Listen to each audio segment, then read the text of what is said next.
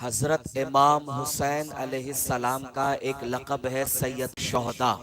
क्या लक़ब है? जोर से बोलो, क्या मतलब हुआ इसका?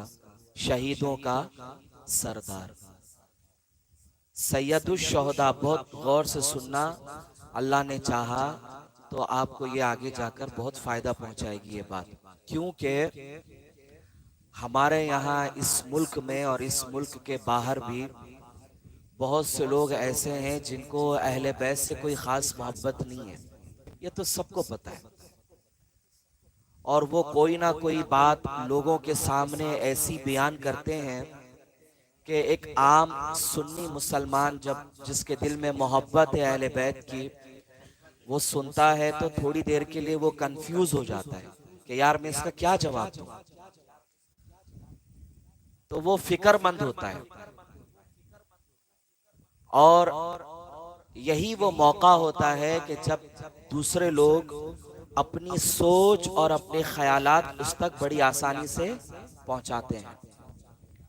जैसे एक बात मैं आपको बताऊं, माह मुहर्रम में हमारे जो जलसे होते हैं अहले सुन्नत के, उसमें इमाम हुसैन अलैहिस्सलाम का नाम जब भी लिया जाता है तो यहाँ रुककर मैं एक बात अभी आपको क्लियर कर दूं। देखो, आप इमाम हुसैन के साथ अलैहिस्सलाम कहो, उनको रज़ी अल्लाह ताला अन्हु कहो, इससे कोई फर्क नहीं पड़ता है। समझ नहीं बात? बल्कि मेरी सोच और मेरा ख्याल ये है कि इमाम की जात बहुत बुलंद है, बहुत बुलंद है। मेरे अलैहिस्सलाम कहने से, रज़ी अल्लाह ताला अन्हु कहने से ही अल्लाह हुसैन के मर्तबे बुलंद करेगा, ऐसा नहीं है। समझ में आई बात? अल्लाह ने इमाम हुसैन के मर्तबे बहुत बुलंद किए हैं। अगर पूरी दुनिया भी हुसैन को अलैहिस्सलाम ना कहे, रज़ी अल्लाह ताला अन्हु ना भी कहे ना, तब भी इमाम हुसैन की इज्जत में, उनकी करामत में और उनकी जो ज़ात पाक है उसमें कोई फर्क नहीं आएगा। हम लोग इस तरह के अल्फाज इस्तेमाल इसलिए करते हैं, हालांकि ये दुआया कलमात है, ठीक है, ये दुआया कलमात है। इस तरह के इस लफ्ज का इस्तेमाल हम इसलिए करते हैं ताकि लोगों को पता चल जाए कि हम नमक हराम नहीं हैं। समझ में आई बात? हम दरे अहले बैत के सदका खाने वालों में से हैं और उन्हीं के घर की रोटियां खाते हैं। तो अपनों में और दूसरों में फर्क हो जाए, इसके चक्कर में कभी नहीं पढ़ना कि इमाम हुसैन के नाम के साथ क्या कहना चाहिए और क्या नहीं कहना चाहिए। समझ में आई बात? तो जो बात मैं आपको ये बता रहा हूँ वो ये है कि हमारे जलसों में जब भी इमाम का नाम लिया जाता है तो या खास तौर पर सैयदुश शुहदा कहा जाता है, सैयदुश शुहदा। असल में ये जो लक़ब है ना सैयदुश शुहदा, ये हुजूर पाक सल्लल्लाहु अलैहि वसल्लम ने हजरत अमीर हमजा को दिया है। समझ में आई बात? हजरत हमजा रज़ी अल्लाह ताला अन्हु जो हुजूर के चचा जान हैं, जब आप शहीद हुए तो आपको अल्लाह के नबी ने कहा ये सैयदुश शुहदा हैं। अमीर हमजा के अलावा किसी को भी सैयदुश शुहदा का लक़ब नहीं दिया गया है। समझ में आई बात?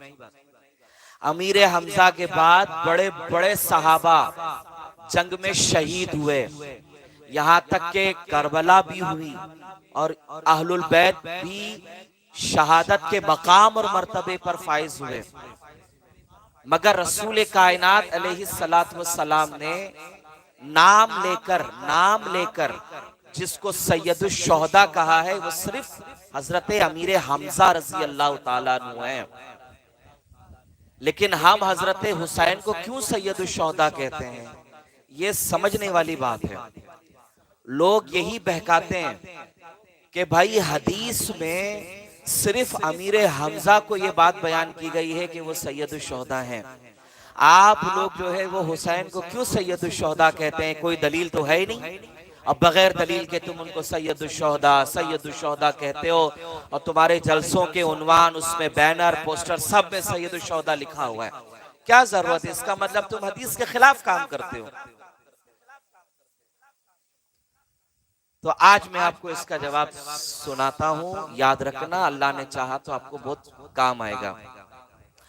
हदीस पाक में है, अल्लाह के नबी सल्लल्लाहु अलैहि वसल्लम फरमाते हैं कि जालिम बादशाह के मुकाबले में, जालिम हुकूमत या बादशाह के मुकाबले में जो कोई भी कयाम करेगा, कयाम का मतलब होता है उसको ललकारना, हुकूमत को उसके खिलाफ खड़े हो जाना कि तुम गलत कर रहे हो, तुम्हारा ये तरीका गलत है और तुम्हारी इन हरकतों से मुसलमानों को तकलीफ है, तुम्हारी इन हरकतों से मुसलमानों के हुकूक दबाए जा रहे हैं, तो तुम जालिम हुकूमत हो। तो जो भी इंसान किसी जालिम हुकूमत की आंखों में आंखें डालकर बात करे और लड़े और लड़ते हुए मारा जाए, तो अल्लाह के नबी ने कहा वो भी सैयद शुहदा है। समझ में आई बात?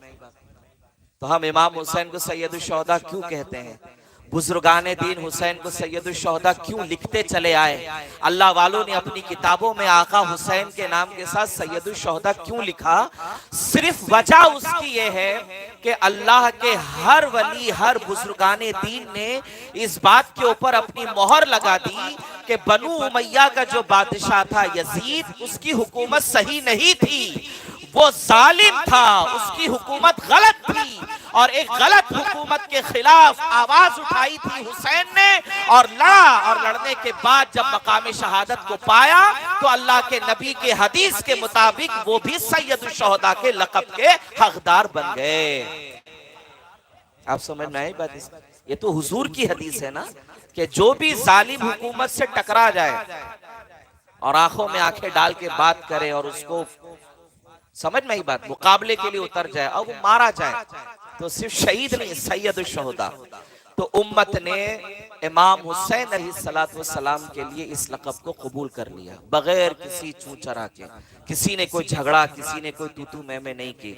ये लोग, ये काम वही लोग करते हैं जिनके दिलों में अहलुल बैत की कोई खास मोहब्बत नहीं है, बस वो दिखावे के लिए मौला अली का नाम लेते हैं, दिखावे के लिए जनाब हसनैन करीमैन का नाम लेते हैं। अज़ीज़ान मिल्लत इस्लामिया, आज 7 मुहर्रम है।